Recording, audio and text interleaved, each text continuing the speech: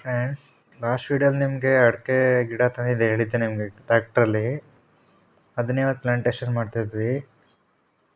ನೋಡಿ ಇಲ್ಲಿ ಒಂದೊಂದಕ್ಕೂ 9 ಅಡಿ ಗ್ಯಾಪ್ ಇದೆ. ಇದು 2 ಡೇಸ್ ಬ್ಯಾಕ್ ನೆಟ್ಟಿರೋದು. ಬಾಳೆಕಟ್ಟೆ ಒಳಗಡೆ ನೆಟ್ಟಿದ್ದೀವಿ ಇದನ್ನು. ಬನ್ನಿ ತೋರಿಸ್ತೀನಿ ಬಾಳೆಕಟ್ಟೆ ಒಳಗಡೆ.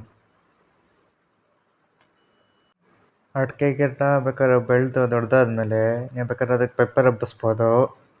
ಅದರಲ್ಲೂ ಒಳ್ಳೆ ಲಾಭ ಇದೆ. ಬನ್ನಿ ನೆಕ್ಸ್ಟ್ ತೋರಿಸ್ತೀನಿ ಹೆಂಗೆ ಪಾಯಿಂಟ್ ಮಾಡ್ಕೊಂಡು ನೆಟ್ಟಿವಿ ಅಂತ. ನೋಡಿ ತೋರಿಸ್ತೀನಿ ಬನ್ನಿ. ಈಗ ನಾವು ಪಾಯಿಂಟ್ ಮಾಡೋಕ್ಕೆ ಒಂದು ಟೇಪ್ ಇಟ್ಕೊಂಡ್ವಿ. ಅಲ್ಲಿ ಒಂದಿನೊಂದಿಗೆ ಎಷ್ಟು ಮೀಟ್ರ್ ಬೇಕೋ ಅಷ್ಟು ತೊಗೊಂಡು ಕಡ್ಡಿ ನೆಟ್ಬಿಟ್ಟು ಈ ಥರ ಹಳ್ಳ ಮಾಡ್ಕೊಂಡ್ವಿ. 1.5 ಅಡಿ ಇದೆ ಹಳ್ಳ. ಅದೇ ಥರ ಉದ್ದಕ್ಕೂ ಮಾಡಿದ್ದೀವಿ ನೋಡಿ ಇಲ್ಲಿ. ಬನ್ನಿ ನೋಡಿ ಎಲ್ಲ ಹಂಗೆ ಇದೆ.